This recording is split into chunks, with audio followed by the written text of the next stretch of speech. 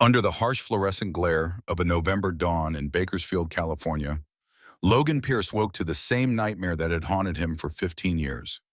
The sheets tangled around his legs like accusation, sweat cooling on skin that bore too many scars to count. His eyes snapped open at 4:47 a.m., 3 minutes before the alarm would shatter what little peace remained in the one-bedroom apartment above Murphy's Auto Repair on Edison Highway. The dream never changed. Jennifer's scream, Sarah's small hand going limp in his, the metallic shriek of twisting steel, the smell of gasoline and copper, the paramedic's voice cutting through the fog. Time of death, 11:34 p.m. Then again, quieter, meant for his partner, but Logan heard it anyway. The little girl, too. Jesus Christ, she was only 6. Logan sat up, bones protesting. 58 years of hard living had left their mark on a body that once threw punches in bar parking lots and rode cross-country on machines built for speed rather than comfort. His feet found the cold linoleum. Outside, the pre-dawn darkness pressed against windows that never quite shut right, letting in the perpetual hum of Highway 99 and the occasional wail of sirens heading toward Mercy Hospital. The coffee maker sputtered to life with the flip of a switch, cheap grounds and tap water combining into something that resembled motivation. Logan moved through the ritual without thought. 3 scoops. Fill to the 6-cup line. Press the button. Wait. The machine gurgled and hissed while he stood at the counter in boxers and a faded Harley-Davidson t-shirt that had more holes than fabric. On the refrigerator, held by a magnet shaped like a wrench, hung a photograph yellowed at the edges. Sarah Rose Pierce, age 6, missing her 2 front teeth, grinning at the camera with the kind of joy that belonged to children who believed their fathers could fix anything. Behind her, slightly out of focus, Jennifer smiled too. They'd been at the county fair. Logan had won Sarah a stuffed elephant by knocking down milk bottles. She'd named it Mr. Trunks and slept with it every night until the accident made sure she'd never sleep again. The coffee finished brewing. Logan poured it black into a chipped mug that read, "World's Best Dad," a Mother's Day gift from 2003 that he couldn't bring himself to throw away or use without feeling like a fraud. He carried it to the small wooden table by the window where his leather jacket hung on the back of a chair. Patches worn smooth from years of wear. Hell's Angels, Bakersfield, California. Through the window, the eastern sky bled from black to deep purple. Streetlights still burned along Edison Highway, illuminating the scattered debris of American working-class life. A liquor store with bars on the windows. A check-cashing place that charged 18%. The auto shop below where Logan had worked for the past 11 years. First as hired help, then as owner when old Murphy died and left the business to the only person who'd shown up to his funeral. Logan sipped the coffee and watched Bakersfield wake up. A city of 400,000 souls, most of them trying to get by on wages that hadn't kept pace with rent in a decade. Oil fields to the north, agriculture to the south. The kind of place people drove through on their way to somewhere better, or ended up in when everywhere else had already said no. His phone buzzed on the table. A text from Marcus Williams, club president. Everyone called him preacher, even though the closest he'd been to church was the time they'd rescued a priest's motorcycle from a chop shop in Fresno. Meeting at the clubhouse, 7 a.m. sharp. Prospect business and community vote. Logan typed back with thick fingers that had rebuilt 1,000 carburetors, but struggled with touchscreens. I'll be there. The sun crept higher. Logan drained the coffee and moved toward the bathroom, a cramped space with tiles that had been avocado green in 1974 and hadn't improved with age. He showered underwater that ran cold for the first minute, then scalding hot, no in between. The temperature matched his life. Extremes. Nothing moderate, nothing safe. Standing under the spray, Logan let the heat work into muscles that carried tension like a religion. His hands braced against tiles as water ran over the tattoos that covered his back and shoulders.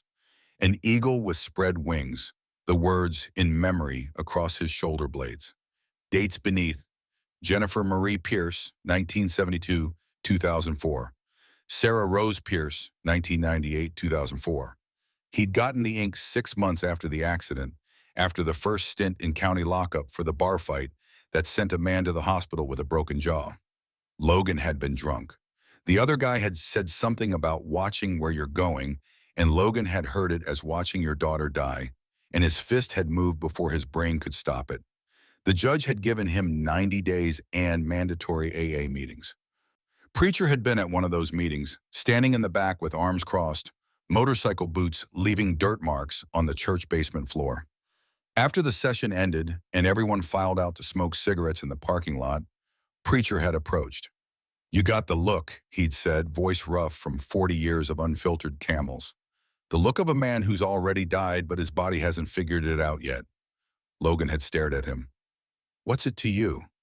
Preacher had smiled, gap-toothed and knowing.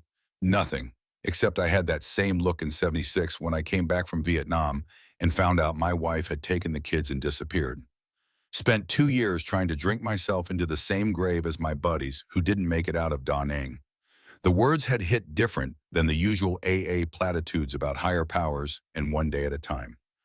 This was a man who understood that some holes don't get filled. You just build your life around them and hope the edges hold. They talked for 3 hours in that parking lot. By the end, Preacher had extended an invitation. "We're not saints. We're not looking for them either. But we take care of our own. You need brothers? We're here." Logan had joined the Hells Angels Motorcycle Club 2 weeks later. That had been 12 years ago. Now, standing in the shower with water beating down on skin and ink and scar tissue, Logan wondered if Preacher had saved his life or just prolonged the dying. Some mornings the distinction felt important. Most mornings it didn't. He shut off the water and dried with a towel that had seen better decades. The mirror had fogged over, which suited him fine. Logan didn't need to see what the years had carved into his face. He knew the inventory by heart. Lines around eyes that had seen too much. Gray stubble that would turn into a beard if he let it go more than 3 days. A nose broken twice, once in a wreck outside Modesto, once by a tire iron wielded by a man who'd objected to Logan's presence in his bar. In the bedroom, Logan dressed in the uniform that had become his identity. Jeans worn soft at the knees. Steel-toed boots that laced up past the ankle. A black t-shirt with the sleeves cut off. Over it all, the leather vest, the cut, the colors. Hell's Angels patch on the back, 13 inches across, the death's head grinning with knowledge that everyone ends up in the same place eventually. His 1978 Harley-Davidson shovelhead sat in the parking lot below, chrome catching the early light. Logan had inherited the bike from his father, who'd bought it new the year Logan turned 10. The old man had been a mechanic too, had taught Logan everything about engines and nothing about emotions.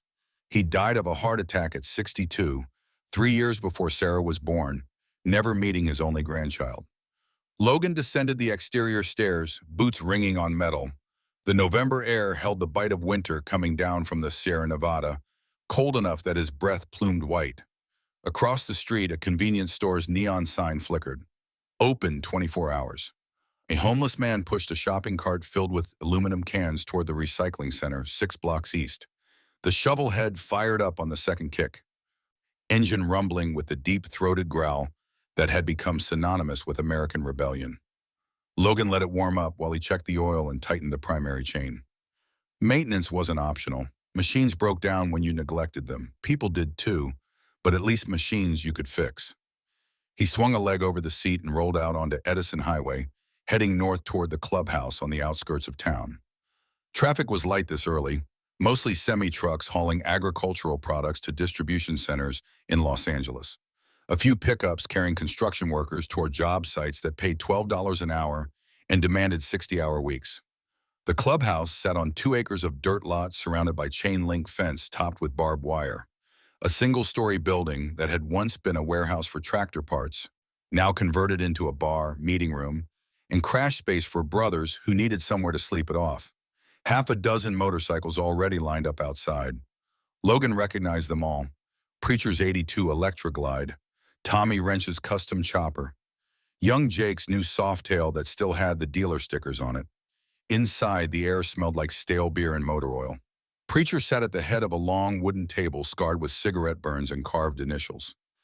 He looked up when Logan entered, eyes sharp despite the lines that framed them. "Brother," Preacher said, "sleep well?"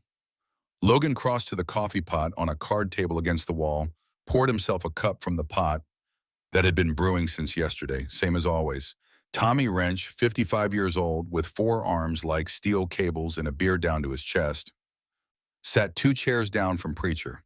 He'd been Logan's sponsor in AA for 9 years, had talked him down from the edge more times than either of them cared to count. Heard about the Fernandez kid, Tommy said, voice carrying the particular roughness of a man who'd smoked 2 packs a day for 40 years before quitting cold turkey. Got picked up in Fresno with enough meth to charge him with intent. Preacher's jaw tightened. He wearing the prospect patch? No, Tommy said, but he was at the rally in August. People saw him with us. Then he's on his own, Preacher said. We don't touch that poison. Never have. Anyone who does isn't with us. The door opened and young Jake walked in, 28 years old, with the kind of enthusiasm that made older members simultaneously hopeful and exhausted. He carried his phone in one hand, screen glowing. You see this? Jake held up the phone. News is blowing up about some little girl who got grabbed from a park yesterday. Amber Alert just went out. Logan's coffee suddenly tasted like copper. Where? Here, Jake said. Bakersfield, Lincoln Park over on H Street. 6-year-old girl. Witnesses say a man in a white van. Happened Tuesday afternoon. Preacher's face hardened into the expression he wore when the world reminded him why he'd stopped believing in God. That's 48 hours. Trail's cold. The room went quiet. Every man at the table knew what 48 hours meant. Statistics didn't lie. After 2 days, the chances of recovery dropped to near zero. After 2 days, you were usually looking for a body. Logan set down his coffee cup with deliberate care. His hands wanted to shake, but he wouldn't let them. A 6-year-old girl. Sarah's age. Sarah's age exactly. We got eyes out. Tommy's question cut through the silence. Preacher nodded. Already made calls. Everyone's watching. We see anything, we call it in, direct to the detective on the case. Logan's throat felt tight. What's the girl's name? Jake checked his phone. Mia Torres. Lives with her mom and grandfather over on Baker Street. The meeting continued, but Logan stopped hearing it. His mind had gone somewhere else, somewhere dark and familiar. A hospital corridor at midnight. A doctor with tired eyes saying words that stopped making sense after I'm sorry, but the feeling of Sarah's small hand in his, already cold, already gone. After the meeting broke up, Logan stood in the parking lot staring at nothing. The sun had climbed higher now, burning off the morning haze that settled over the Central Valley every autumn. Preacher approached from behind, boots crunching on gravel. You okay? Logan didn't turn around. Girl's been missing 2 days. I know. Same age as Sarah was. I know that too, Preacher said. Want to talk about it? What's there to say? Logan finally faced him. Another kid, another father somewhere losing his mind, another family getting ripped apart. And we're standing here talking about club business like it matters. Preacher's eyes held understanding without pity. You can't save every kid, Logan. Can't save any of them, Logan said. Couldn't save my own. For a long moment, neither man spoke. Cars passed on the road beyond the fence. Somewhere a dog barked. The world kept turning with casual indifference to the suffering it contained. You headed to the shop? Preacher asked. Logan nodded. Got a rebuild waiting. 65 panhead. Owner wants it done by Friday. The work was always there. The work didn't care about dead daughters or missing girls or the fact that Logan Pierce woke up every morning wishing he hadn't. The work just needed doing. Logan rode back through Bakersfield as the city fully woke. School buses lumbered down residential streets. Coffee shops opened their doors. People headed to jobs that paid too little and demanded too much, because that's what you did. You showed up, you worked, you went home. You did it again tomorrow. Murphy's Auto Repair occupied a corner lot with bay doors that rolled up to reveal 3 workstations and enough tools to rebuild anything with an engine. Logan unlocked the front door and flipped the sign from closed to open.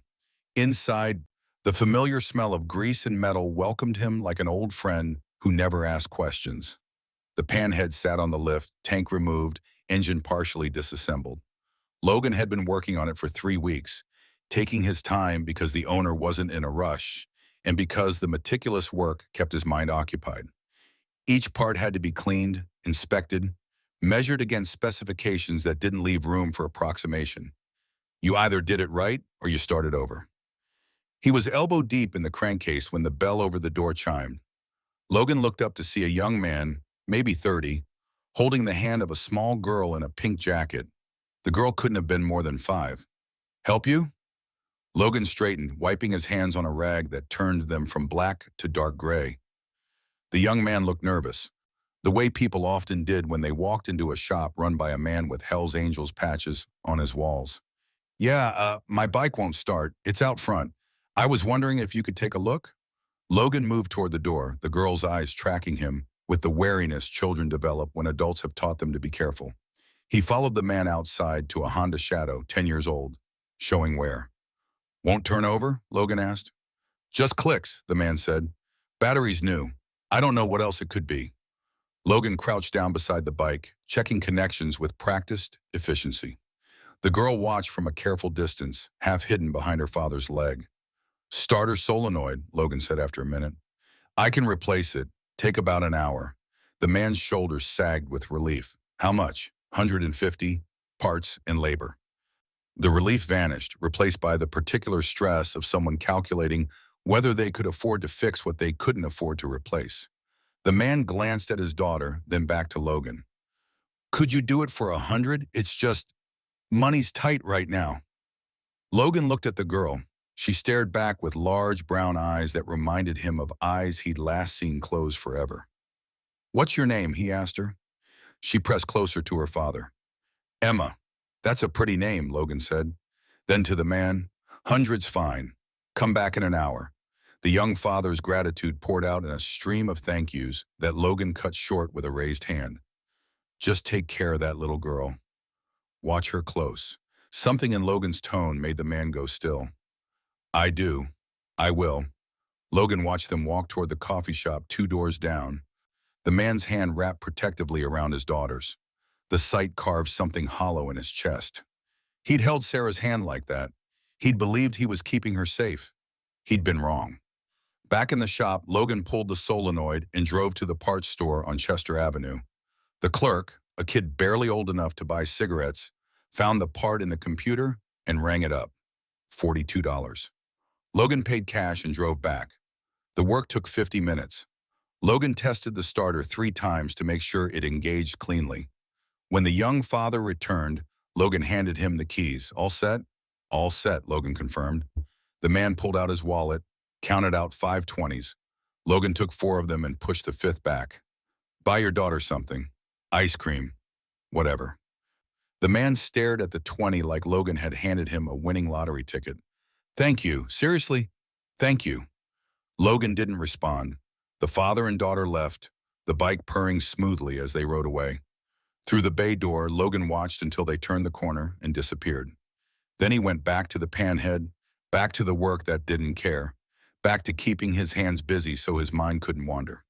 The afternoon crawled by. A woman brought in a Sportster with a slipping clutch. A teenager needed his oil changed and his chain adjusted. Each job Logan performed with the same methodical care, the same attention to detail that had kept him employed for 3 decades. Machines didn't lie. They didn't make promises they couldn't keep. They worked or they didn't, and when they didn't, you fixed them or replaced them. Simple. At 4:30, Logan pulled down the bay doors and locked up. The sun hung low over the Temblor Range to the west, painting the sky in shades of orange and purple that would have been beautiful if Logan had been capable of appreciating beauty anymore. He rode home through rush hour traffic, lane-splitting past cars filled with people heading toward lives he'd never be part of again. The apartment welcomed him with the same emptiness it always did. Logan microwaved a frozen dinner that claimed to be Salisbury steak but tasted like salted cardboard. He ate standing at the counter, staring at nothing, chewing and swallowing because the body required fuel, regardless of whether the spirit wanted to continue. The news played on the small television mounted in the corner. Local anchor with perfect hair and dead eyes reading from a teleprompter. Stock market numbers. A fire in Oildale. Construction delays on Highway 58. Then, the search continues for 6-year-old Mia Torres, missing since Tuesday afternoon from Lincoln Park. Police ask anyone with information to call the tip line. A photograph filled the screen. A little girl with dark curls and a gap-toothed smile, wearing a yellow dress. Mia Torres, age 6, last seen at 3:45 p.m. Logan's fork stopped halfway to his mouth. The resemblance to Sarah punched through his chest like a physical blow. Same age, same innocence, same complete faith that the adults in her life would keep her safe from a world that didn't care about faith or innocence. He set down the fork, appetite gone. The news moved on to sports scores and weather forecasts as if a missing child was just another story. Just another tragedy in an endless parade of tragedies that people watched while eating dinner before moving on to sitcoms and reality shows. Logan turned off the television. The silence pressed in, broken only by the hum of the refrigerator and the distant sound of traffic. He stood at the window, watching darkness settle over Bakersfield, watching street lights flicker on one by one, watching the world continue its indifferent rotation.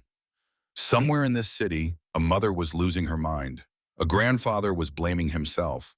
A little girl named Mia was either still alive and terrified or already dead and beyond terror.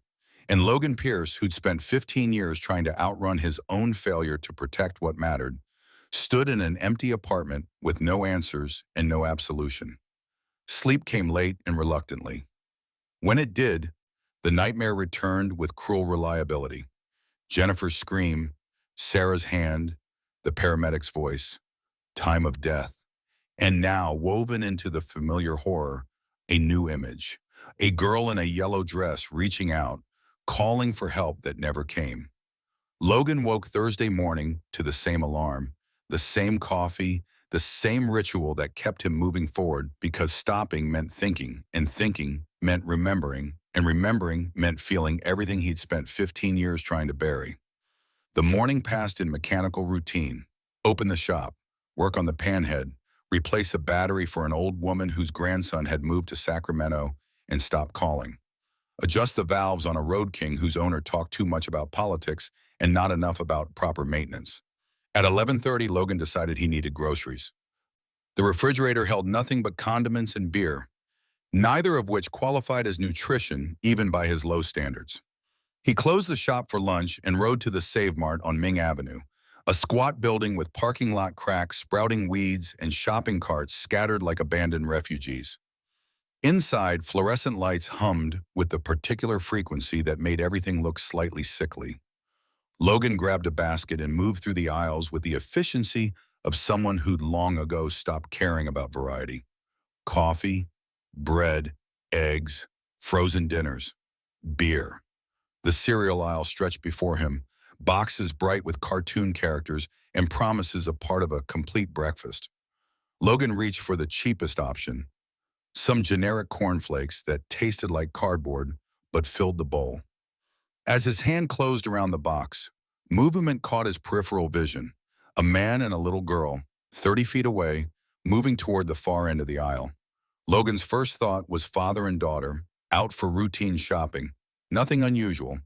But his second thought, the one that came from spending 2 decades reading situations and spotting trouble before it arrived, whispered that something was wrong. The man's grip on the girl's hand was too tight, knuckles white with pressure. The girl's posture was rigid, shoulders hunched in that particular way children held themselves when they were scared but trying not to show it. And her dress, yellow, slightly dirty, 2 days worn dirty.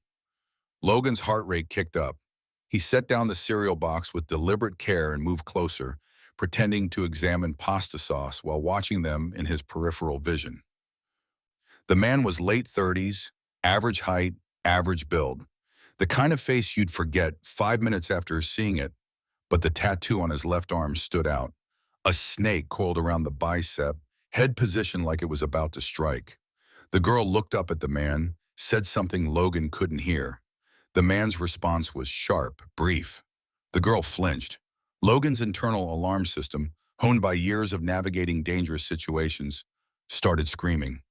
Every detail added to the picture. The man's eyes constantly scanning, checking the ends of the aisle, watching for observers. The girl's shoes didn't match her dress. One pink, one white. Like she'd been dressed in a hurry from whatever clothes were available. Then the girl's eyes met Logan's. For a half second that stretched into infinity, their gazes locked. In her expression, Logan saw pure terror fighting with desperate hope. Her hand came up slowly, fingers spreading in a gesture that meant nothing to most people, but everything to someone paying attention. Palm open, thumb tucked against palm, four fingers extended. The silent signal for help that had spread through social media and school safety programs, a way for someone in danger to ask for help without alerting their captor. Logan's breath caught. The girl's hand stayed raised for one more heartbeat, then dropped. The man hadn't noticed. He was focused on grabbing a box of something off the shelf, muttering about hurrying up. Everything in Logan's body went cold and hot simultaneously. His mind raced through possibilities. Could be his daughter having a bad day. Could be a custody situation. Could be completely innocent. But the girl's eyes, Logan knew fear when he saw it, knew the difference between a child upset about not getting candy and a child genuinely terrified. He'd seen Sarah's eyes in those final moments, seen fear so pure it transcended language.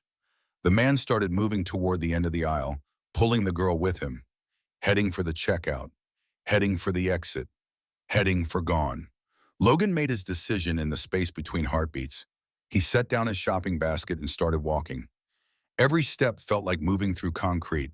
His hands wanted to shake, but he clenched them into fists, relaxed them, controlled the adrenaline spike that demanded action. Can't spook him, can't make a scene.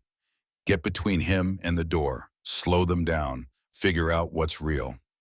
The man had reached the end of the cereal aisle, turning toward the front of the store. Logan angled to intercept, moving through the canned goods section, eyes tracking his target through gaps in the shelving. The girl stumbled slightly. The man jerked her upright without looking down, focused entirely on getting to the checkout.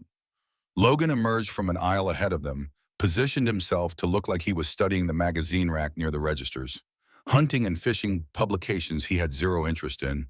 But from this angle, he could watch them approach. The girl saw him. Her eyes widened fractionally, that tiny spark of hope flaring brighter. Please, her expression said, please don't walk away. Logan had walked away from a lot of things in his life. Fights he should have stayed for, responsibilities he should have shouldered. The wreckage of his marriage in the years before the accident when he'd been too focused on work and not enough on family. He'd walked away and kept walking until the universe forced him to stop by taking away everything that mattered. Not this time. Logan stepped directly into their path, casual, like it was accidental.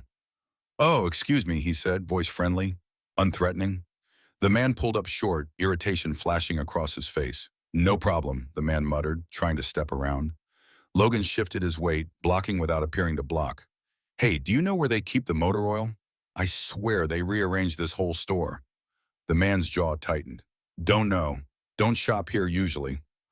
Up close, Logan could see more details. Sweat on the man's forehead despite the store's air conditioning. Dirt under his fingernails. The smell of unwashed clothes and nervous perspiration. And on the girl's wrist, just visible beneath the sleeve of her yellow dress, the faint purple shadow of bruising. Logan's vision tunneled. Every instinct screamed to grab this man by the throat and put him on the ground. But instinct wouldn't help the girl. Instinct would create chaos, and in chaos, the man might run, or worse. "That's a pretty dress," Logan said directly to the girl, kneeling down to her level. "Makes him smaller, less threatening." The girl's eyes darted to the man, seeking permission to speak. The man's hand tightened on hers. "We're in a hurry, old man. Move." "Old man." The words carried contempt and dismissal. Logan had been called worse by better people. He stayed kneeling, stayed focused on the girl.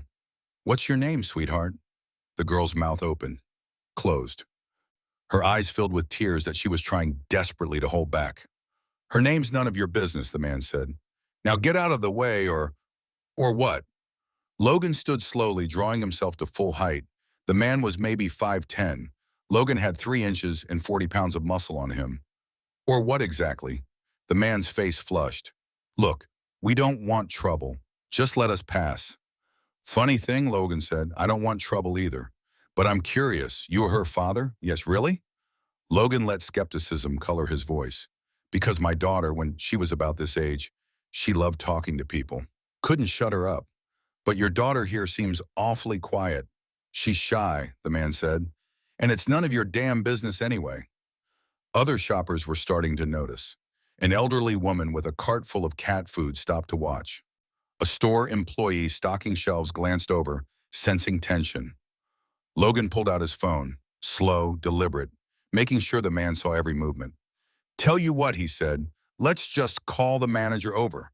I'm sure they can help us both find what we're looking for." The man's eyes went wide. "What are you doing?" "Taking a picture," Logan said, raising the phone. "Smile." The flash went off. The man's face in that instant showed pure panic, the expression of someone who knew they were caught. He released the girl's hand and bolted.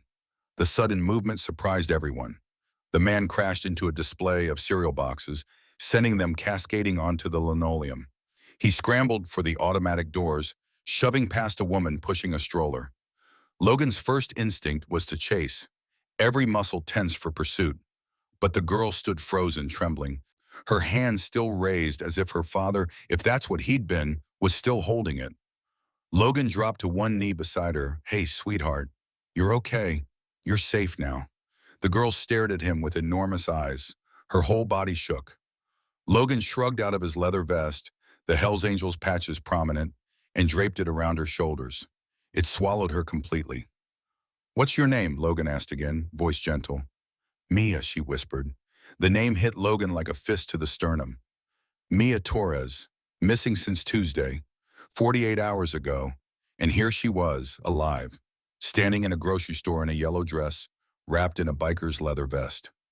"Okay, Mia." Logan's voice stayed steady even as his hands wanted to shake. "I need you to sit right here with me. We're going to wait for some people to come help. Is that okay?" Mia nodded. She didn't cry, didn't speak, just stood there wrapped in leather and trauma, staring at Logan like he was the only solid thing in a world that had turned upside down. The store manager arrived, a woman in her 40s with a name tag that read Susan. "What's going on?" "Call 911, Logan said. "This is Mia Torres, the missing girl from the Amber Alert." Susan's face went pale. "Oh my God." She fumbled for the phone at her hip, fingers shaking as she dialed. More shoppers had gathered now, a loose circle of witnesses. Someone was filming on their phone. Someone else was crying. The elderly woman with the cat food knelt down beside Mia. "Baby, are you hurt?" Mia shook her head. Logan could see the lie, could see in her eyes that she was hurt in ways that wouldn't show up on a physical exam. Hurt the way he'd been hurt 15 years ago, the kind that lived in your chest and squeezed every time you thought maybe things might be okay. Sirens wailed in the distance, growing closer. Logan stayed kneeling beside Mia, one hand resting lightly on her shoulder, letting her know she wasn't alone. The leather vest shifted as she moved, and Logan saw her fingers clutching the edges like a lifeline. "You did good," he told her. "Rose. You were very brave." Mia looked up at him. "You saved me." The words cracked something inside Logan that he'd thought was beyond breaking. "No, sweetheart. You saved yourself. I just showed up." Police cruisers screamed into the parking lot. Officers poured through the doors, hands on weapons, eyes scanning for threats. A sergeant approached, taking in the scene. Biker, little girl, shocked shoppers. "I'm the one who called it in," Logan said. The man who had her ran out that exit, white male, late 30s, snake tattoo on his left arm. Left on foot, heading north. The sergeant spoke into his radio, dispatching units to search the area. A female officer knelt beside Mia, speaking in soft tones, trying to assess without traumatizing further. "Are you hurt, honey? Any pain anywhere?" Mia shook her head again. The officer looked at Logan. "How did you find her?" Logan recounted the encounter, keeping his voice even, sticking to facts. The officer took notes, occasionally glancing at Mia to gauge her reaction. When Logan finished, the officer's expression had shifted from suspicion to something approaching gratitude. "You may have saved her life," the officer said. Logan didn't respond. Saving one life didn't balance the ledger, didn't bring back the lives he'd failed to save. But it was something, maybe enough to let him sleep tonight without the nightmare. Maybe not. More police arrived, detectives, crime scene technicians, someone from Child Protective Services. The store transformed into a crime scene, yellow tape going up, witnesses being separated and questioned. Through it all, Mia stayed close to Logan, her small hand occasionally touching his arm like she needed to make sure he was still there. A detective in a rumpled suit approached. Sarah Brennan, she said, showing her badge. I've been working Mia's case since she was reported missing. Logan, he said. Logan Pierce. Detective Brennan's eyes took in his appearance. The tattoos visible on his arms, the scars on his knuckles, the hard living written into every line of his face. Then her eyes dropped to the Hells Angels vest Mia was still wearing. You're a biker, I am, and you just happened to be shopping when you spotted her. I did. Brennan studied him. Why'd you intervene? Could have been dangerous. Logan's jaw tightened, because she was asking for help. The hand signal, Brennan said. Logan nodded. And the look in her eyes. I've seen that look before. Where? In my daughter's eyes, right before she died. The words dropped into the space between them, heavy with truth. Brennan's expression shifted, the cop's natural suspicion giving way to human understanding. I'm sorry, she said. Me too, Logan said, but at least this time I didn't walk away. More officers flooded the parking lot. Someone shouted that they'd spotted the suspect trying to hotwire a car near the back of the property.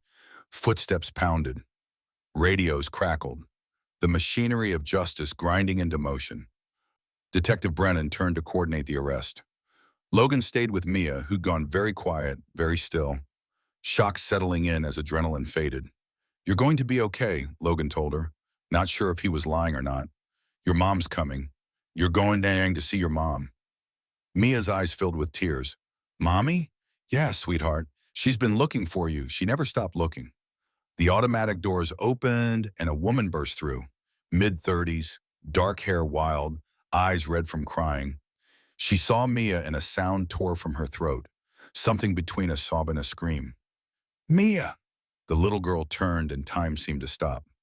Mother and daughter locked eyes across 20 feet of grocery store linoleum. Then Mia was running and her mother was running, and they collided in the middle in an embrace that made everyone watching remember what love looked like when it was pure and uncomplicated and worth dying for. Logan stepped back, giving them space. Behind the mother came an older man, late 60s, moving slower but with the same desperate relief on his face. The grandfather, Logan assumed, the one who'd been watching Mia when she was taken. The old man reached them and wrapped his arms around both, forming a protective shell. His shoulders shook with sobs he'd probably been holding back for 48 hours. Logan turned to leave. His part in this was done. Time to fade back into the life he'd built from wreckage and regret. Wait! The mother's voice cut through the noise. Wait, please! Logan stopped.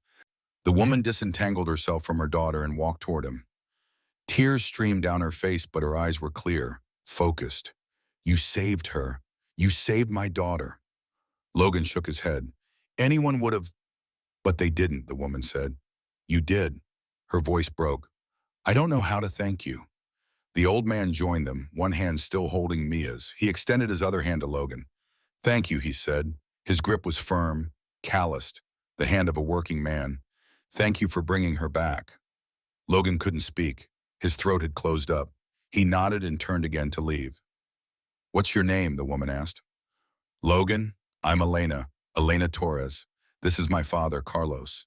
And this is Mia. Her voice caught on her daughter's name. Mia peeked out from behind her grandfather, still wearing Logan's vest. She pulled it tighter around herself.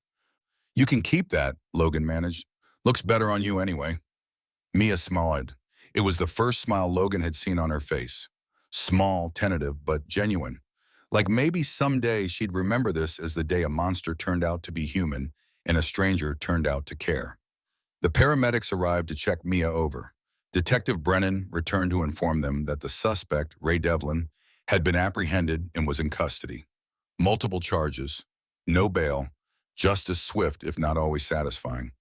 Logan stood apart from it all, watching the Torres family cling to each other, watching the relief and joy and trauma mixed together in a cocktail that would take years to fully process.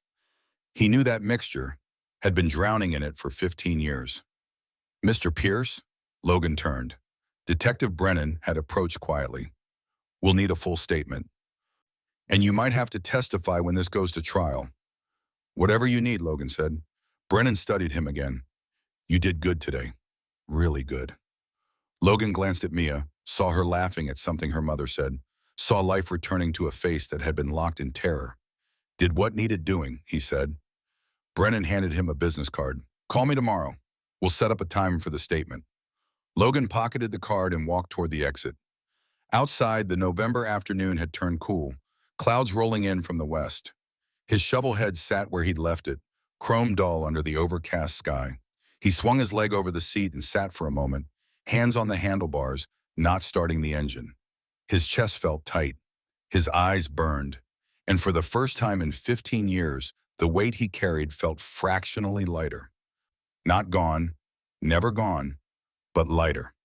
Logan fired up the shovel head and rode home through Bakersfield's afternoon traffic, past the auto shop and the liquor stores and the check-cashing places. Past lives lived in quiet desperation and loud Friday nights. Past all of it toward an apartment that waited empty, but maybe, just maybe, didn't feel quite as lonely as it had that morning. That night, sleep came easier. The nightmare still arrived, but different now. Sarah's hand still went limp. Jennifer still screamed. But somewhere in the darkness, another hand reached out. A girl in a yellow dress. And this one time, Logan didn't let go. He woke Friday morning to sunlight streaming through the window and the phone ringing. Preacher's name on the screen. You see the news? Preacher asked without preamble. Logan rubbed his eyes. What news? You're all over the news. Hell's Angel hero saves missing girl. It's on every channel. Logan sat up fully awake now. Jesus. Reporters are already calling the clubhouse, Preacher said. Want to interview you. Want to know all about the big bad biker with the heart of gold. He paused. Why didn't you tell me? Didn't seem important, Logan said. Didn't seem, brother, you saved a kid's life. That's important. Logan swung his legs out of bed. All I did was pay attention. Anyone could have. But anyone didn't, Preacher said. You did. And now people want to talk about it. Want to know your story. I don't have a story, Logan said. I saw something wrong and stepped up. That's it, Preacher laughed, low and knowing. That's exactly the story they want to hear. The one where the guy everyone's afraid of turns out to be the hero. The redemption arc. America eats that up. I'm not interested in redemption, Logan said. No, then why'd you do it? The question hung in the air. Logan stared at Sarah's picture on the refrigerator. Because I couldn't save mine, he said quietly. Maybe I could save someone else's. Preacher was silent for a moment. That's redemption, brother, whether you want it or not. They talked for another few minutes about logistics, the club's PR response, how to handle media requests, whether Logan wanted to do interviews. He didn't, but Preacher pointed out that positive press for the Hells Angels was rare and should be used when it appeared. Think about it, Preacher said. Meanwhile, brothers want to buy you a drink tonight. Celebrate. Nothing to celebrate, Logan said. You're wrong, Preacher said. Mia Torres is alive because you paid attention. That's worth celebrating. After the call ended, Logan made coffee and turned on the television. Sure enough, his face filled the screen. Security camera footage from the store showing the confrontation. A photo someone had taken on their phone. The news anchor breathlessly recounting how a Hells Angels member had recognized the missing girl and intervened. His phone rang again. Unknown number. He let it go to voicemail. It rang again. Different number. Again. By the 10th call, Logan turned off the phone entirely. The day passed in a blur. Logan went to the shop but couldn't focus. Every time the door opened, he expected reporters. By noon, he gave up and went home. By evening, he was ready to crawl out of his skin. Preacher showed up at 7 with Tommy and half a dozen other brothers. We're going to the clubhouse, Preacher said. You're coming, not a request. The clubhouse was packed. Word had spread through the Hells Angels network, and brothers from other chapters had shown up to celebrate, to claim this victory as their own, to point at Logan and say, see, we're not what you think. Beer flowed, music played, stories were told. Logan sat in the corner nursing a Coke, watching his brothers celebrate something he didn't fully understand. Saving Mia felt personal, private, not something for public consumption. But seeing the pride on their faces, the way they stood a little taller when they talked about it, Logan realized this wasn't just about him. This was about redemption for all of them. Every man in this room had been judged by his appearance. Every one of them had been called criminal, outlaw, threat, and for one day, one moment, they got to be heroes instead. Tommy dropped into the chair beside Logan. "How you holding up?" "Tired," Logan said. "Yeah," Tommy said. "Saving lives will do that." He sipped his beer. "You know what this reminds me of?" "What?" "The day I got sober. The day I admitted I couldn't do it alone. The day I asked for help." Logan looked at him. "This isn't the same." "Sure it is," Tommy said. "You saw someone drowning and you jumped in. That takes courage. Same kind of courage it takes to admit you're drowning yourself." "I'm not drowning," Logan said. Tommy just smiled. "Whatever you say, brother." The party continued late into the night. Logan left around 11, riding home through streets quiet except for the occasional siren. In his apartment, he sat at the window and stared out at Bakersfield sleeping. Somewhere in the city, Mia Torres was safe in her bed, her mother watching over her. Her grandfather probably still awake, still processing the miracle of her return. And Logan Pierce, who'd spent 15 years convinced he'd forfeited his right to matter, sat alone wondering if maybe, just maybe, he'd been wrong. His phone, turned back on, showed 47 missed calls and over 100 text messages. Logan ignored them all, but he pulled up the news app and read the articles about what happened, about the Hell's Angel who saved the missing girl, about redemption wearing leather. One article included an interview with Elena Torres.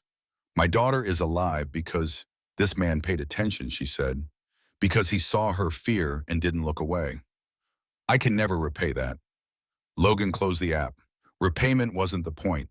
The point was that when it mattered, when a little girl's life hung in the balance, he'd stepped up instead of walking away. For once in 15 years, he'd done the right thing at the right time. It didn't erase Sarah's death, didn't absolve him of the guilt he'd carried like penance, but it created a counterweight, a small light in an ocean of darkness. And maybe that was enough. Logan pulled Sarah's picture from the refrigerator and sat with it, studying his daughter's face. "I met a little girl today," he told the photograph. "Her name's Mia. She's alive because I was paying attention. Because you taught me to pay attention." The picture didn't respond. Dead daughters don't. But Logan felt something shift inside his chest. The guilt was still there, the grief, the loss. But alongside them now, something else, something that felt almost like hope. Saturday morning arrived cold and gray. Logan woke without the nightmare for the first time in months. He made coffee, drank it slowly, and checked his phone. Among the spam and media requests was a text from an unknown number. "This is Elena Torres. Detective Brennan gave me your number. I hope that's okay. Mia asked if she could see you again. No pressure, just wanted you to know." Logan stared at the message for a long time. Seeing Mia again meant opening a door he'd kept closed for 15 years. Meant feeling things he'd learned to avoid. Meant risking the pain that came with caring. He typed back, "When?" Elena's response came quickly. "Today? This afternoon? We could meet somewhere public. Whatever you're comfortable with." Logan suggested the park, Lincoln Park, where Mia had been taken. Full circle. They met at 2 o'clock under skies threatening rain. Logan arrived early, sitting on a bench near the playground, watching children climb and swing and scream with the unself-conscious joy of the innocent. Mia saw him first. She broke away from her mother and ran across the grass, nearly tripping in her hurry. Logan stood and she crashed into him with a hug that nearly knocked him backwards. For a moment, Logan froze, overwhelmed. Then his arms came up and wrapped around her small frame, and he held on like she was the only thing keeping him from flying apart. Elena and Carlos approached more slowly. Elena's eyes were red but dry. Carlos walked with the careful gait of a man who'd aged a decade in 2 days. "Thank you for coming," Elena said. "Mia hasn't stopped talking about you." Logan set Mia down, but she stayed close, her hand finding his. "How's she doing?" "As well as can be expected," Elena said. "Therapy starts Monday. The doctors say she's physically okay. Emotionally, well, she trailed off. "It takes time," Logan said, speaking from experience. Elena studied him. "Detective Brennan told me about your daughter. I'm sorry. Long time ago," Logan said. "Doesn't make it easier," Carlos said. "Loss doesn't have an expiration date." They walked through the park, Mia between Logan and Elena, occasionally breaking away to run ahead then circling back. She seemed okay on the surface, but Logan could see the cracks. The way she startled at loud noises. The way she checked constantly to make sure her mother was still there. "Can I ask you something?" Elena said after a while. Logan nodded. "Why did you stop? Why didn't you just keep walking?" Logan watched Mia chase a butterfly that had no chance of being caught. Saw Sarah in her movements. Saw the daughter he'd lost and the daughter he'd saved. "Because I've spent 15 years walking away," he said. "From pain, from connection, from anything that reminded me what I lost. And it didn't help, didn't make anything better, just made me smaller." He turned to Elena. "When I saw Mia, when I saw that fear in her eyes, I had a choice. Walk away like always, or step up. And I realized if I walked away, if I let another little girl disappear because I was too broken to care, I'd never forgive myself." Elena's eyes filled with tears. "Well," she said, "I'm glad you stopped walking." They sat on a bench while Mia played on the swings. Carlos pushed her gently, his big hands careful on the small of her back. The sight carved something painful and beautiful in Logan's chest. "What happened to her father?" Logan asked quietly. "Afghanistan," Elena said. "4 years ago, IED. They sent home a flag and a medal and a list of his service achievements. Mia was 2. She doesn't really remember him." "I'm sorry," Logan said. "Me too," Elena said. "But we manage. Dad helps. We're a team." "She deserves better than managing," Logan said. "We all do," Elena said. "But you work with what you have." They talked until the sun began its descent toward the western mountains. About loss and grief and the thousand small ways people tried to hold themselves together when everything wanted to fly apart. Logan found himself saying things he'd never said to anyone. About the accident, about the guilt, about waking up every morning wishing he hadn't. Elena listened without judgment. When he finished, she said, "You know it wasn't your fault, right?" Logan shook his head. "I fell asleep driving. That makes it my fault." "You made a mistake," Elena said. "A terrible, tragic mistake. But you didn't mean for it to happen. There's a difference. Not to Sarah there isn't," Logan said. "Not to Jennifer?" "Maybe not," Elena said. "But there should be to you. Because you're still here. You're still living.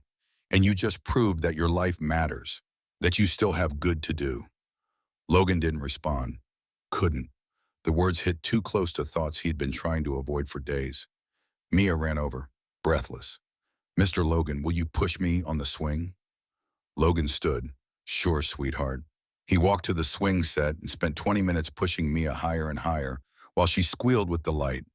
Her joy was pure, uncomplicated by the trauma she'd endured, or maybe complicated by it in ways that would only become clear later. Either way, in this moment, she was just a little girl on a swing, flying toward a sky that held no threats. When the light began to fade, Elena called them in. Mia hugged Logan goodbye with fierce intensity. "Will I see you again?" she asked. Logan glanced at Elena, who nodded. "Yeah," he said. "Yeah, you will. Promise?" "I promise," Mia smiled and ran to her mother. The Torres family walked toward their car, Mia holding both her mother's and grandfather's hands. Logan watched until they disappeared around the corner. He rode home as darkness fell. The apartment welcomed him with familiar emptiness, but it felt different now. Less like a tomb and more like a place where someone lived. Someone who mattered. Someone who'd made a difference. Logan made dinner, actual dinner, not frozen cardboard. He ate slowly, tasting the food for the first time in recent memory. After, he sat at the window and watched the city lights come on one by one. His phone buzzed, a text from Preacher. "Media still calling. You want me to set up interviews?" Logan thought about it, about what it would mean to go public with his story, to become the poster child for redemption, to have his worst moments dissected for entertainment. Then he thought about the Torres family, about other families with missing children, about awareness and vigilance and the power of paying attention. He typed back, "Set it up, but keep it local. And I'm not doing any reality show bullshit." Preacher's response, "Understood. You're doing a good thing, brother." Logan set down the phone and picked up Sarah's picture. The glass had a crack across one corner from when he'd thrown it against the wall in a drunken rage 6 years ago. He'd never replaced the frame. The crack felt appropriate, a reminder that broken things could still hold beauty. "I think I'm going to be okay," he told the picture. "I'm not there yet, but I think maybe I'm heading that direction. Sarah smiled back, frozen forever at age 6, forever innocent, forever his baby girl. Outside, Bakersfield breathed and dreamed and continued its indifferent existence. Somewhere a family slept safely because a broken man had refused to walk away. Somewhere a little girl would wake up tomorrow and remember that monsters could be beaten and strangers could care, and one act of courage could save a life. And in a small apartment above an auto shop, a man who'd thought his story ended 15 years ago realized it had just begun a new chapter. Not a happy ending. Life didn't give those, but a continuation, a chance to matter, a reason to keep getting up in the morning beyond simple habit.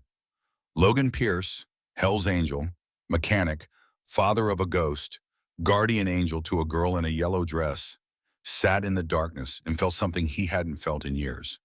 Peace, not permanent, not complete, but enough to let him close his eyes and drift towards sleep without dreading what dreams might come. Enough to face tomorrow and the day after that and all the days that stretched ahead like an uncertain road. Enough to keep riding. The media descended on Logan's life like locusts on a harvest field. Monday morning brought 3 news vans parked outside Murphy's Auto Repair. Cameras pointed at the bay doors like weapons. Reporters stood on the sidewalk with microphones, waiting for him to emerge so they could ask the same questions in slightly different arrangements of words. Logan ignored them for 2 hours, kept working on the panhead rebuild, torquing bolts to exact specifications, while voices outside called his name through the closed doors. But customers couldn't get through the gauntlet of cameras, and eventually Logan had to make a choice between hiding and doing business. He rolled up the bay door at 10:30. The reporters surged forward like a wave breaking on shore. Mr. Pierce, Channel 7, how does it feel to be called a hero? Logan, Action News, what made you recognize the danger signal? Can you tell us about your daughter, the one you lost? That last question came from a young woman with perfect hair and dead eyes, the kind who'd built a career on other people's tragedies. Logan's jaw tightened, but his voice stayed level. I'm not doing interviews. You want a statement? Here it is. I saw a child in danger and intervened. That's what anyone should do. Now I have work and you're blocking my customers. But Mr. Pierce, the public wants to know. The public can want all day long, Logan said. Doesn't mean they get it. He pointed to the street. You're on private property. Leave or I call the cops. The reporters didn't move. Logan pulled out his phone and dialed. The threat worked better than the words. They retreated to the sidewalk, cameras still rolling, voices still calling, questions. Inside the shop, Logan's hands shook as he set down the phone. The attention felt like sandpaper on raw skin, abrading what little peace he'd found. His phone buzzed with another call from a number he didn't recognize. He declined it and immediately another came through. By noon, Logan had turned off his phone entirely. By 2 o'clock, a reporter had somehow gotten the clubhouse number and Preacher was calling the shop's landline. Brother, we need to talk about this. Nothing to talk about, Logan said. There's everything to talk about. Preacher's voice carried the weight of decades leading men who didn't want to be led. You think this goes away if you ignore it? It doesn't. It gets bigger, grows teeth. Better to control the narrative than let them write it for us. I don't care about narratives. You should, because right now they're digging into your past, into the accident, into every arrest, every fight, every mistake you ever made. And when they can't get quotes from you, they'll get them from people who barely knew you 15 years ago and have opinions anyway. The truth of that settled in Logan's chest like concrete. Media didn't care about truth. They cared about story. And a Hell's Angel with a tragic past saving a little girl was a story worth exaggerating. What do you want me to do? Logan asked. One interview, local station, controlled environment. You tell your story, your way. Then we ask them to respect your privacy going forward. And you think they'll respect that? No, Preacher said, but at least you'll have your version on record. Logan stared at the panhead on the lift, half assembled, waiting for hands that knew how to fix broken things. I'll think about it. Think fast, Preacher said. The longer you wait, the hungrier they get. That evening, Logan rode to the clubhouse as twilight bled the color from the sky. Inside, the usual crowd had gathered, but the energy felt different. Brothers stood straighter, spoke louder. Someone had printed out news articles and pinned them to the wall like trophies. Tommy intercepted Logan at the door. You see this? He gestured to the articles. We're heroes now. Hell's Angels heroes. When's the last time those two words appeared in the same sentence without a question mark? Logan studied the headlines. Local biker saves missing girl. Hell's Angels member stops kidnapper. The new face of brotherhood.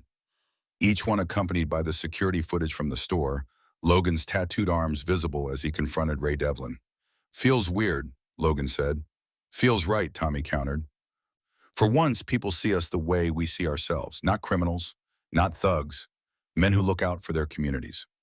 Preacher called the meeting to order, and the brothers settled into their usual seats. But the agenda wasn't usual.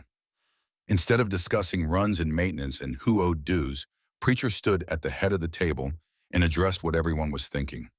Logan's actions last week brought attention to this club. Good attention for once, and I propose we use it. Murmurs of agreement rippled through the room. We've talked before about community outreach, about changing perceptions. Now we have an opportunity. The Guardian Angels program we discussed last year. Time to make it real. Young Jake leaned forward, eager. What are we talking about? Teaching kids self-defense? More than that, Preacher said. Teaching awareness, safety, how to spot danger, how to ask for help.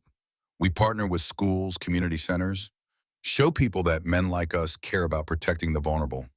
And we get positive press while doing it, another brother added. Preacher's eyes hardened. We do it because it's right. The press is just a side benefit. He turned to Logan. You started this, brother. You lead it. Logan's instinct was to refuse. Leading meant visibility, and visibility meant exposure. And exposure meant people asking questions about Sarah and Jennifer and all the ways he'd failed before succeeding once. But every face at the table watched him with expectation, with hope, with the belief that maybe they could be more than society expected. I'm no teacher, Logan said.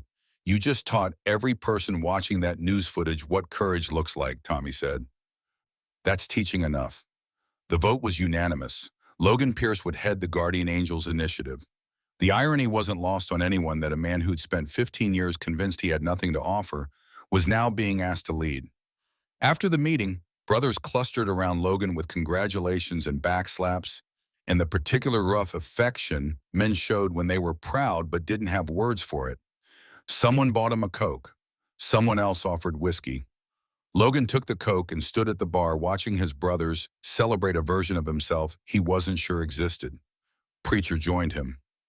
How you really doing? Overwhelmed, Logan admitted. Good, means you're paying attention. Preacher sipped his beer. You know what I see when I look at you? A project that won't quit screwing up? Preacher smiled. A man who got handed a second chance and didn't waste it. Most people, they get that chance, and they're so busy looking backward, they miss it. You looked forward, saw that little girl, acted. Didn't feel like a choice, Logan said. Best ones never do. Preacher set down his beer. You're going to help a lot of people with this program, but I think the person you help most might be yourself. Logan didn't respond. The idea that saving others might save himself felt too convenient, too neat. Life didn't work that way. You didn't balance the scales by doing good after doing harm. The universe kept better accounting than that. But maybe Preacher was right about one thing. Maybe looking forward instead of backward was its own kind of salvation. Wednesday brought Elena's call. Logan was under a Dynawide glide replacing a clutch when his phone rang, the vibration rattling against the concrete floor where he'd left it. He crawled out from under the bike and checked the screen. Elena Torres. His thumb hovered over the decline button. Accepting meant continued connection, and connection meant vulnerability, and vulnerability meant risking the pain he'd spent 15 years avoiding. He answered. Elena's voice carried warmth that reached through the phone. Logan, hi. I hope I'm not interrupting. Just working. What's up? A pause, then, I wanted to invite you to dinner. At our house. This Sunday. If you're free. Logan's first instinct was to refuse. To claim prior commitments or vague obligations. To retreat back into the isolation that felt safe even as it suffocated. But Mia's face appeared in his mind. Her smile at the park, the way she'd hugged him like he mattered. What time? 5 o'clock, Elena said. Nothing fancy, just family dinner. Dad's cooking. He makes these enchiladas that'll change your life. I'll be there, Logan heard himself say. After they hung up, Logan sat on the shop floor staring at the phone. He'd just committed to inserting himself into a family's life, into their grief and recovery, and the complicated process of healing from trauma. Every instinct screamed that he'd regret this, that getting close meant getting hurt, that caring about people only set you up for loss. But isolation hadn't protected him from pain. 15 years of keeping everyone at arm's length had just made him empty. Maybe it was time to try something different. Sunday arrived cold and clear. Logan spent the morning cleaning his apartment for the first time in months, scrubbing away the accumulated neglect that came from not caring about your surroundings. He showered, shaved, put on his least damaged jeans and a button-down shirt he'd forgotten he owned. At 4:30, he stood in front of the mirror trying to decide if he looked presentable or ridiculous. The shirt collar felt like a noose. His face looked wrong without 2 days of stubble. But this was Elena's family, and families deserved effort. He grabbed flowers from the grocery store, cheap carnations that felt inadequate, but better than showing up empty-handed. The address Elena had given him led to a modest apartment complex on the east side, stucco walls painted beige and children's bikes chained to the railings. Logan knocked at apartment 2B and heard footsteps running. The door flew open and Mia stood there in a purple dress, grinning. "Mr. Logan, you came." Behind her, Elena appeared, wiping her hands on a dish towel. "Come in, please." Her smile reached her eyes. The apartment was small but filled with life. Photos covering every wall surface. Kids' artwork held to the refrigerator with magnets.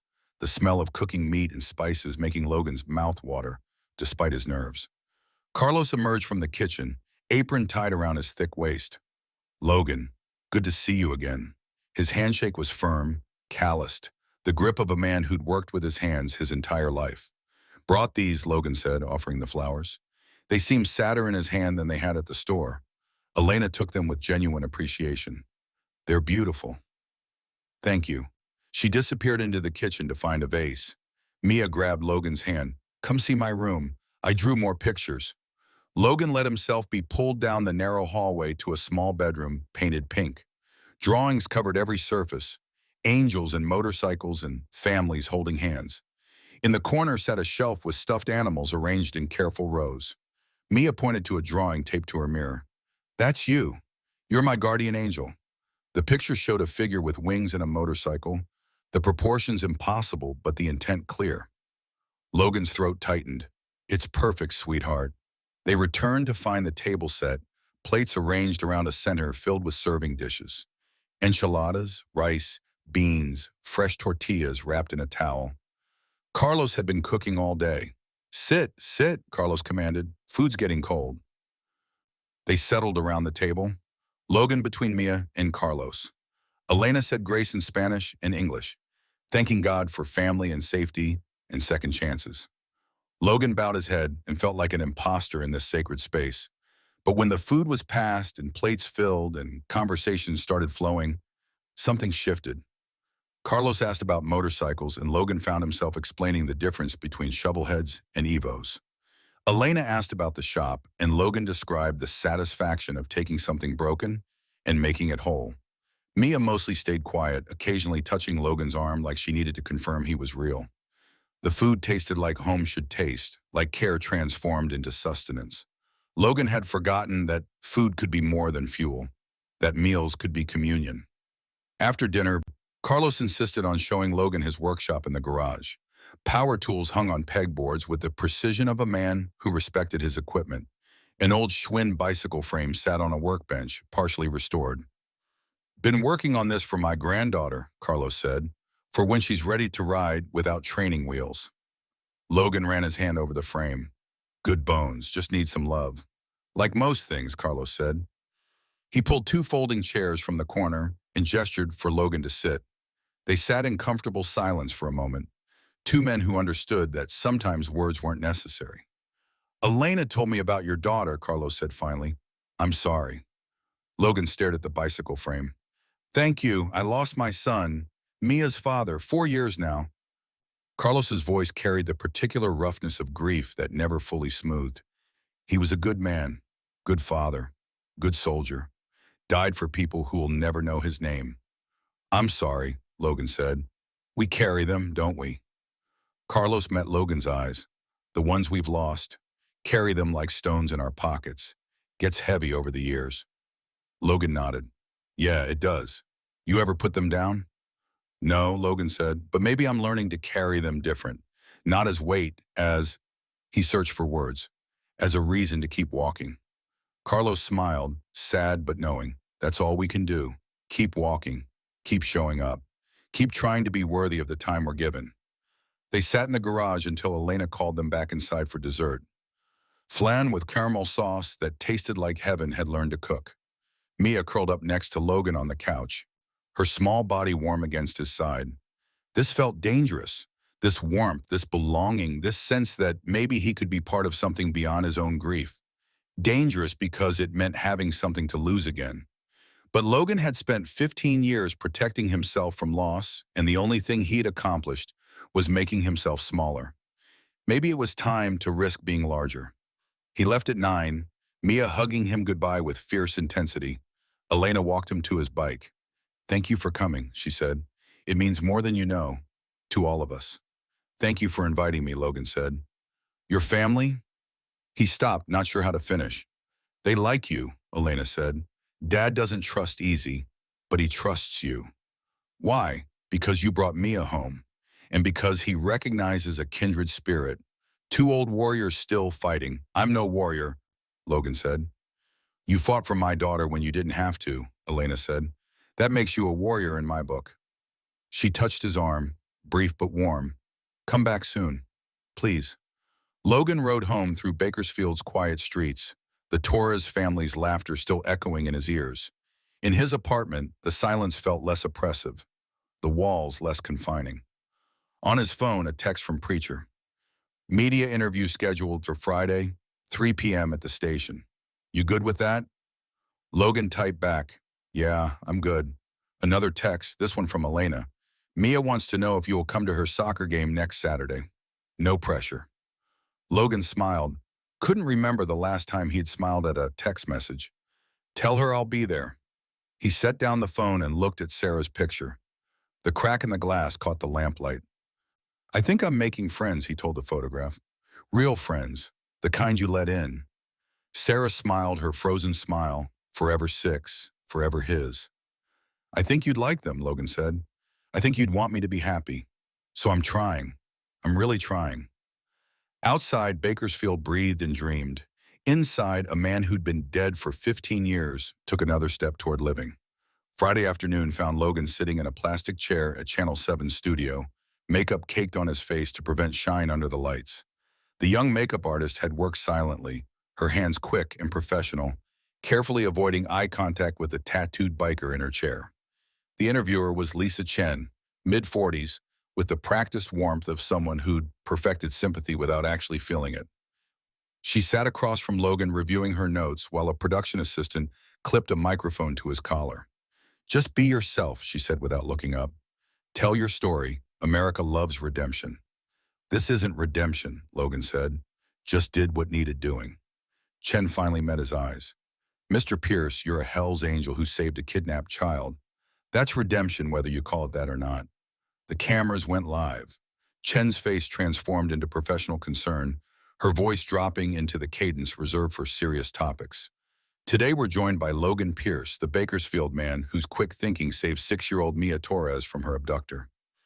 Mr. Pierce, thank you for speaking with us. Logan shifted in his chair, hyper-aware of the cameras pointed at him like accusatory fingers. Ma'am, walk us through that day. What made you realize something was wrong? Logan recounted the grocery store encounter, keeping his voice steady, his words sparse. Chen nodded at appropriate moments, her expression calibrated for maximum empathy. You took a significant risk confronting the abductor. What were you thinking in that moment? Wasn't thinking much, Logan said. Just knew that little girl needed help, and I was there to give it. You're a member of the Hells Angels Motorcycle Club. Some people might be surprised that someone with your background would intervene. Logan's jaw tightened. My background is I'm a mechanic who rides a motorcycle and values brotherhood. The club teaches us to protect our communities. That's what I did. Chen leaned forward. You also suffered a personal tragedy. You lost your daughter 15 years ago. Did that influence your decision to help Mia? The question landed like a punch Logan had seen coming but couldn't block. His hands gripped the armrests. My daughter Sarah died in a car accident. I was driving, fell asleep at the wheel. He paused, forcing air into lungs that wanted to close. Every day since I've wondered if I could have done something different. When I saw Mia, I knew this was something I could do different. Chen's eyes glistened with tears that might have been genuine. That's a powerful statement. Do you feel like saving Mia gave you closure? No, Logan said flatly. Sarah's still gone. Nothing changes that. But maybe it proves I can still do some good in this world. Maybe that's enough. The interview continued for 20 minutes. Questions about the Hells Angels community programs, about the Guardian Angels initiative, about whether Logan considered himself a hero. To that last question, Logan's answer was immediate and absolute. I'm not a hero. Heroes don't let their families die. I'm just a man trying to do better than I did before. When the cameras finally shut off, Chen extended her hand. Thank you.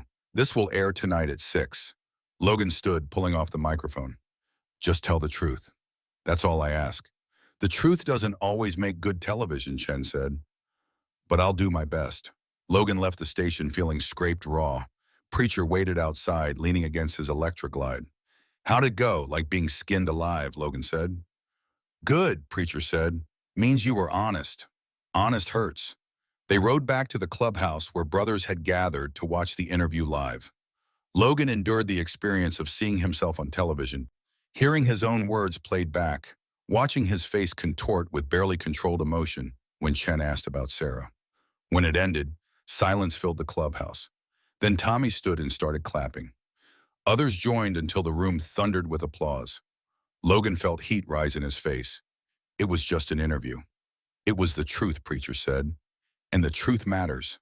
Saturday morning, Logan woke to sunshine and the knowledge that he'd promised Mia he'd attend her soccer game. He dressed in jeans and a clean t-shirt, leaving the Hells Angels vest at home. This was about Mia, not club representation. The soccer field sat on the edge of a park where children in oversized jerseys chased a ball with more enthusiasm than skill. Logan found Elena and Carlos in the small bleachers, Elena waving when she spotted him. You came. Elena's smile held genuine pleasure.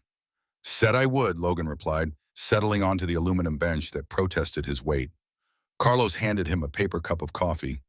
She's number 7, the one who runs like her shoelaces are tied together. Logan watched Mia sprint across the field, her coordination questionable, but her determination absolute.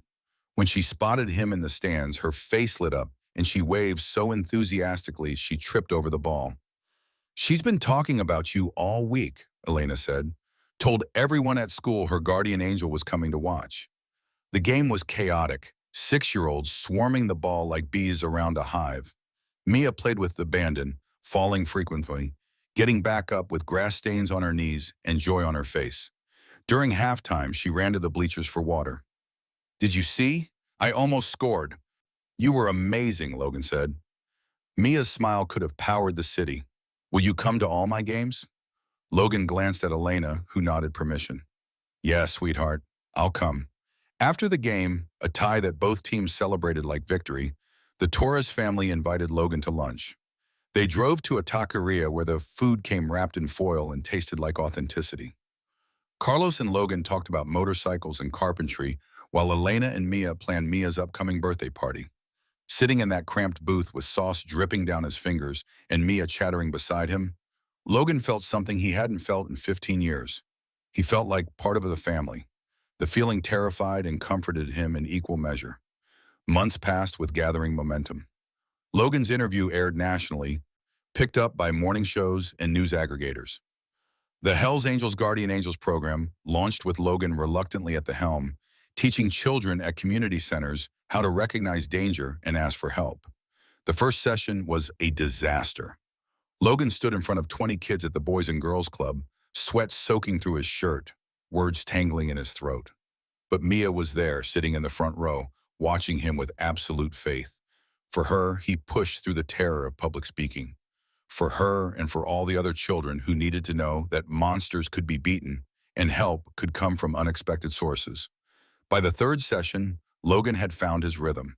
He spoke plainly about awareness and intuition, about the hand signal Mia had used, about trusting your instincts when something felt wrong. Parents thanked him afterward, shaking his hand, their children clutching coloring books about safety.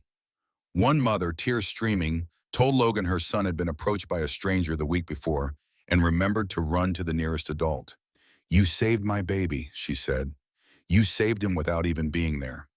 Logan drove home that night thinking about legacy and ripples and how one act of courage could multiply across countless lives. Winter arrived with unusual cold. On a Tuesday in early December, Detective Brennan called with news Logan had been expecting, but dreading. Trials set for January. Ray Devlin's pleading not guilty. "We need your testimony." "Whatever you need," Logan said. "It won't be easy. Defense will try to discredit you. Your record, your club affiliation. They'll make you look like the bad guy." "Don't care what I look like," Logan said. "Just care that he gets put away." January brought rain in the trial. Logan wore his only suit, purchased the day before from a thrift store, the shoulders tight and the pants an inch too short. He sat in the courthouse hallway watching people shuffle past, lawyers and victims and families shattered by violence. Elena found him there, Carlos beside her. Mia was in school, spared the trauma of facing her abductor. "You ready?" Elena asked. "No," Logan said honestly. "Good. Means you understand what's at stake." The courtroom felt smaller than Logan expected. Wood paneling and fluorescent lights and the American flag hanging limp in the corner. Ray Devlin sat at the defense table, thinner than Logan remembered, eyes hollow. When Logan's name was called, his boots echoed on the tile floor. He placed his hand on the Bible and swore to tell the truth, the whole truth, nothing but. The prosecutor, a woman named Rodriguez with steel in her spine, guided him through the encounter. Logan spoke clearly, describing what he'd seen, what he'd felt, why he'd intervened. "You testified you have experience recognizing fear in children's faces. Can you explain that?" Logan's throat tightened. "My daughter died 15 years ago, car accident. I was driving. In the hospital, before she passed, I saw terror in her eyes. Pure terror. When I saw the same thing in Mia's eyes, I knew something was seriously wrong." The defense attorney was a man named Sullivan, 60 years old with the predatory patience of someone who'd made a career from creating reasonable doubt. "Mr. Pierce, you have a criminal record, correct?" "I do." "Including assault and battery?" "Yes. Bar fight in 2006. I served my time." "You were intoxicated at the time of that assault?" "I was. Been sober 13 years since." Sullivan paced, building rhythm. "You're a member of the Hells Angels Motorcycle Club, an organization with documented ties to criminal activity." "We're a motorcycle club," Logan said. "We ride bikes and look out for each other. Your club has been investigated for drug trafficking, weapons violations, and organized crime." "Some clubs have bad members," Logan said. "We don't.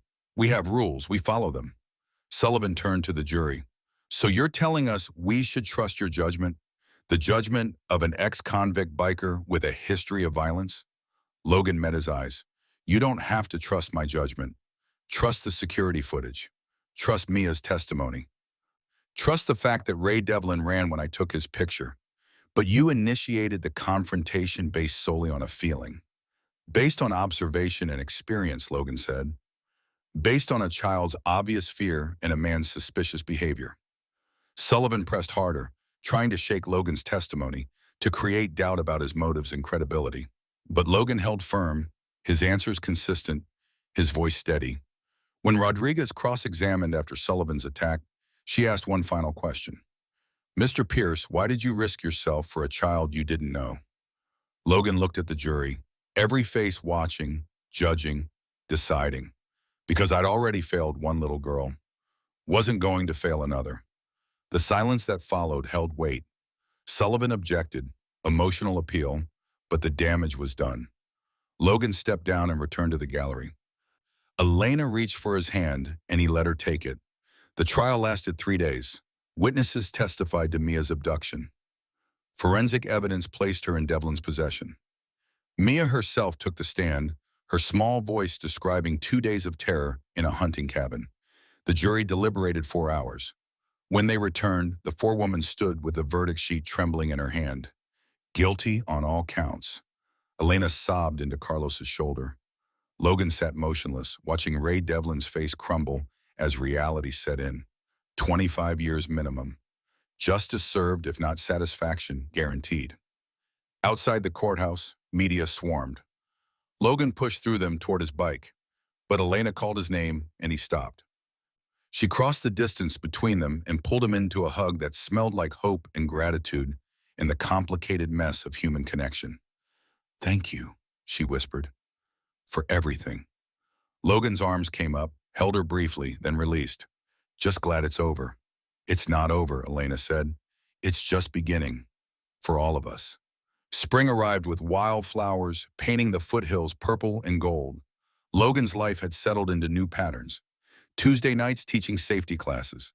Thursday dinners with the Torres family. Saturdays at Mia's soccer games, watching her coordination improve while her enthusiasm remained wonderfully intact. On a warm April evening, Logan stood in his apartment packing a small bag. Tomorrow was special. Tomorrow marked 1 year since the grocery store encounter that had changed everything. Elena had organized a community event at Lincoln Park, a celebration of safety awareness and a thank you to everyone who'd helped bring Mia home. She'd invited Logan to speak. Standing before the mirror, Logan barely recognized the man staring back. Same scars, same tattoos, but something in his eyes had changed. The haunted look had faded, replaced by something that might have been peace. His phone buzzed, a text from Preacher. "Proud of you, brother. You've come a long way." Logan typed back, "We all have." The next morning dawned clear and beautiful. Logan rode to Lincoln Park where volunteers had set up tables and banners. Children ran through the grass while parents watched from blankets. The Guardian Angels program had a booth demonstrating safety techniques. Mia spotted Logan and sprinted across the field. She'd grown in the past year, gotten taller, lost the last traces of baby fat from her face. But her smile remained pure joy. "Tio Logan, you're here." The title Uncle Logan had stuck months ago. Logan had protested initially, claiming he wasn't family. Elena had looked at him with eyes that saw too much and said, "Family isn't always blood." Now Mia dragged him toward the stage where a microphone stood waiting. Elena appeared, nervous but excited. "Ready as I'll ever be," Logan said. The crowd gathered, maybe 200 people, faces Logan recognized from the neighborhood and faces he'd never seen. Elena took the microphone first, thanking everyone for coming, for supporting her family during the darkest time. Then she introduced Logan. He walked to the microphone, feeling every eye on him, cleared his throat, began. "Year ago today I was shopping for groceries. Wasn't thinking about heroism or redemption or any of the words people have used since. Was just trying to get through another day." His voice steadied as he continued. "But I saw a little girl who needed help. And for the first time in 15 years, I didn't walk away from something hard. I stepped toward it, and that changed everything." He talked about awareness, about community, about how safety was everyone's responsibility, about teaching children they had power and voice. But mostly he talked about second chances, about how you're never too broken to do good, never too lost to find your way back. When he finished, applause rolled across the park. Logan stepped back from the microphone and found Carlos waiting. "Well said," the old man offered. "Meant every word," Logan replied. They walked together toward the cemetery 3 blocks away. Elena and Mia followed. This had been Logan's idea, extending the day to include those who couldn't be there. At Jennifer and Sarah's graves, Logan knelt and placed fresh flowers. Mia knelt beside him, copying his movements. "Are these your angels?" she asked. "Yeah, sweetheart. They are. I wish I could have met them." Logan's voice caught. "They would have loved you." Elena placed her hand on his shoulder. "Thank you for sharing them with us." They stood in silence, 5 people bound by loss and survival and the inexplicable grace of finding each other in a broken world. As the sun climbed higher, Logan led them back to the park where the celebration continued.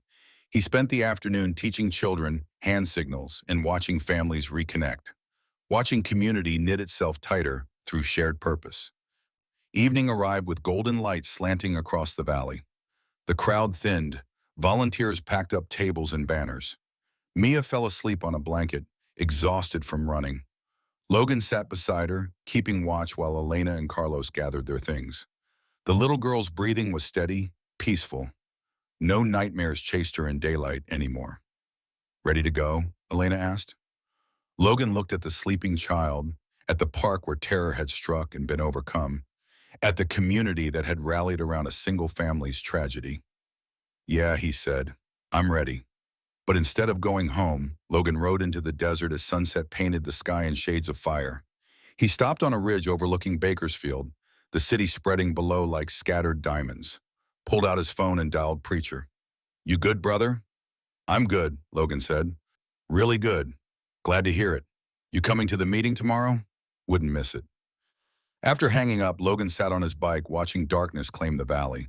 Thought about the road that had led him here. The wreckage and waste. The years spent running from pain instead of walking through it. Thought about Sarah and Jennifer and the family he'd lost. About Elena and Mia and Carlos and the family he'd found. Both were real. Both mattered. Grief and joy could coexist, two sides of the same coin flipping through time. His phone buzzed, a text from a young mother whose son had used the hand signal last week when approached by a stranger. "Thank you for teaching him that. You saved my baby's life." Logan typed back, "He saved himself. I just showed him how." Riding home through darkness, Logan felt 15 years of weight lift fractionally. Not gone, never gone, but lighter. At his apartment, Sarah's picture waited on the refrigerator. Logan touched the cracked glass. "I'm okay now, baby. Took a long time, but I'm okay." Outside, Bakersfield breathed and dreamed. Inside, a man who'd been dead for 15 years understood finally what it meant to live. Not perfectly, not without pain, but with purpose, with connection, with the knowledge that broken things could still hold beauty and broken men could still do good. Logan Pierce, mechanic, Hell's Angel, father of a ghost, guardian angel to a girl who'd given him back his life, closed his eyes and slept without nightmares. The road stretched ahead, uncertain and infinite, but for the first time in 15 years, Logan was ready to ride it.